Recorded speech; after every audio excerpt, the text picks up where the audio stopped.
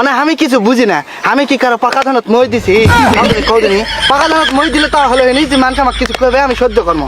পাকা ধানত মই দেয়নি, কিচ্ছু দেয়নি, মানুষ খালি সবসময় আমার সাথেই লাগবে, আমার সাথেই লাগবে। আমি কি করবো কও? আমি শখ করে কালকে কলেজে গেছি, কলেজে যায় সে প্রিন্সিপাল আমার দিকে তাকে আছে, কলেজের গেলে ঢুকতে কি না ঢুকতেই তাকে আছে। আমার কি আমার দিকে তাকে আছে, কি সব তাকে থাকবে লেখো?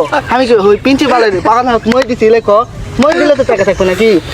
ওরা কিছু মনে করিনি, সোজা সোজা আমি চলে গেল কলেজের ভিতরে ঢুকে আমার দিকে পিউনও টাকা আছে, পিউনও টাকা আছে। কিরে পিউনের ধানতে মই দিছি? কলে পিউনের ধানতে তো মই দেয়নি, তাইলো পিউনের ধানতে মই দেয়নি, প্রিন্সিপালের ধানতে মই দেয়নি, তাহলে তাকে আছে কেন? তাকে আছে কৃষক, আমার দিকে তাকে থাকা লাগে কৃষক।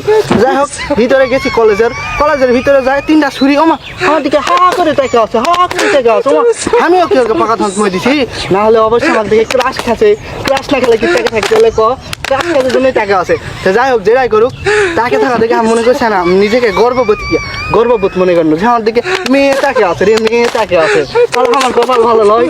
ওই জায়গার থেকে আমি ভিতরে গেছি, যাই দেখি যে ঘন্টা দেয় না দপ্তরি, ওই আমার দিকে তাকে আছে, ওই তাকে থাকতে দেখতে আমি খেয়াল করলো মুচকি হাসছে।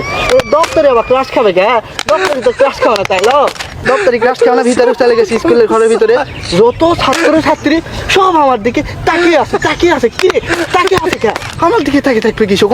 আমার দিকে তাকিয়ে থাকছে অবশ্যই কোনো কারণ আছে, কারণ ছাড়া তো জীবনে তাকিয়ে থাকবে না। এই তাকিয়ে থাকা দেখে আমি স্কুলের ঘরের ভিতর থেকে বার হয়েছি টয়লেটের জন্য।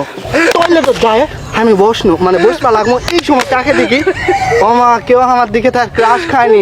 আমার ছেলে প্যান্টের চেন খোলা আসলো, আমি বুঝিনি কেউ। আমার মান সব শেষ। আমি মনে করছি সবাই আমার দিকে ক্লাস খাচ্ছে, ক্লাস খায়নি কেউ, সবাই চেন খোলা দেখে